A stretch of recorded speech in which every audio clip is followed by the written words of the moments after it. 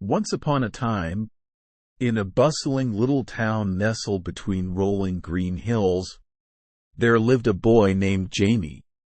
Jamie wasn't like other kids.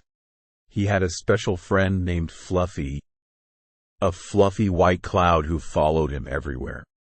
Fluffy was mischievous and loved to change shapes, sometimes into animals, other times into toys or even rainbows. One sunny morning, Jamie and Fluffy decided to explore the old forest at the edge of town. They skipped along the mossy paths, Fluffy swirling above Jamie's head in the clear blue sky.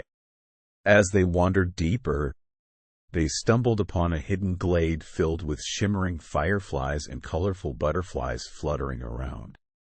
Excited, Jamie and Fluffy played hide and seek among the ancient trees. Fluffy turned into a giant slide made of clouds, and Jamie slid down with glee. They laughed and chased each other until the sun began to set, casting a golden glow over the forest. Tired but happy, Jamie and Fluffy lay down on a soft bed of ferns.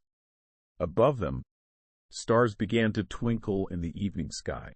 "I wish we could stay here forever," Jamie whispered to Fluffy.